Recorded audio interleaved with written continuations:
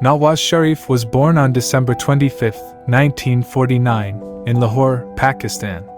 He hailed from a prominent industrial and business family. His father, Muhammad Sharif, was a successful industrialist, and Nawaz inherited the family's business acumen from a young age.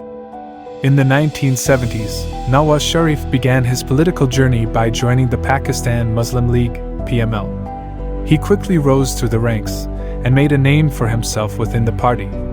Sharif's business background and strong connections in the business community provided him with a unique advantage in navigating Pakistan's complex political landscape.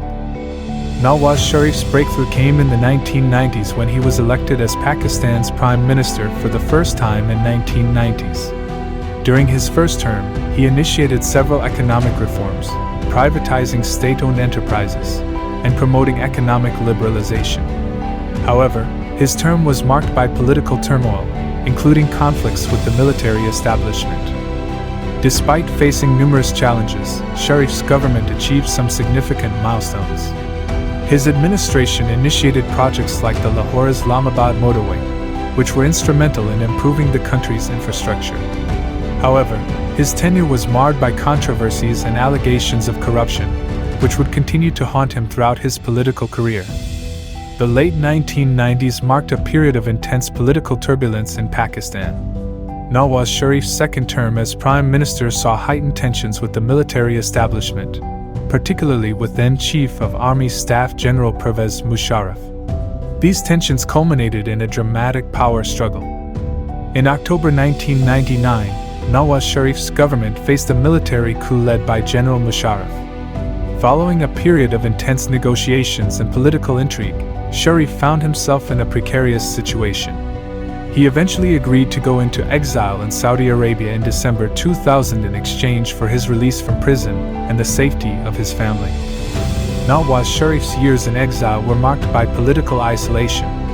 However, his supporters remained active in Pakistan, and public sentiment toward him continued to fluctuate.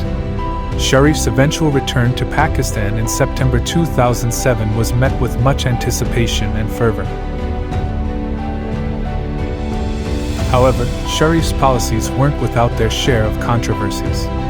His government faced allegations of corruption, which would become a recurring theme throughout his political career. Additionally, his confrontations with the military establishment and the judiciary further complicated the political landscape. Sharif's economic policies yielded mixed results. While some projects, like the Lahore-Islamabad motorway, significantly improved infrastructure, concerns about transparency and corruption persisted. These issues would come back to haunt him in the years to come. Following his second term as Prime Minister, Nawaz Sharif faced a series of legal battles and corruption allegations. His government's privatization policies, while promoting economic growth, were marred by accusations of corruption and nepotism. One of the most significant events that shook Nawaz Sharif's political career was the Panama Papers scandal. In April 2016, leaked documents revealed offshore accounts and properties owned by the Sharif family. The Panama Papers implicated Sharif and his family in alleged financial wrongdoing. The Panama Papers scandal led to a series of legal and political challenges for Nawaz Sharif. In July 2017, the Supreme Court of Pakistan disqualified him from holding public office, citing a lack of transparency in his financial dealings. This marked a turning point in Pakistani politics.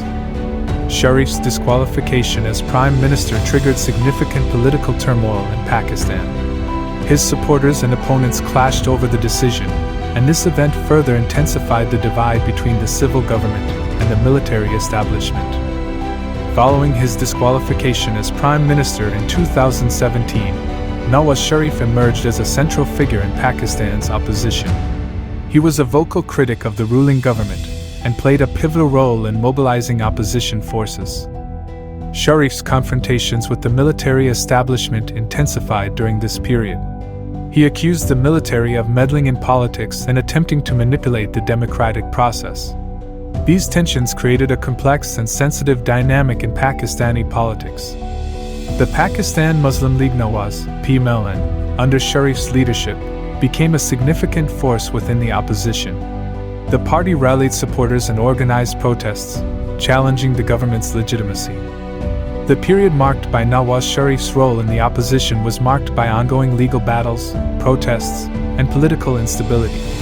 Sharif's party faced challenges from various quarters, but his influence in the opposition remained strong. In a significant development, Nawaz Sharif, the three-time Prime Minister of Pakistan, returned to the country on Saturday, ending 4 years of self-imposed exile. He arrived in Islamabad on a chartered flight after spending a few days in Dubai. This return marks a pivotal moment in Pakistani politics. Sharif's return is strategically timed, as it aligns with the upcoming general election in January.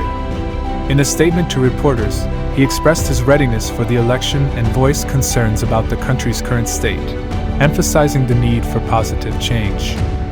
Analysts suggest that Sharif's return may have been brokered by Pakistan's powerful military establishment. Relations between the military and Imran Khan's party soured, and Khan was ousted. Sharif's comeback is seen as a response to these developments. It's important to note that Nawaz Sharif has a conviction for graft and an unfinished prison sentence, factors that add complexity to his political return. Nevertheless, the PMLN party anticipates that Sharif's return will boost its popularity, leveraging his political influence.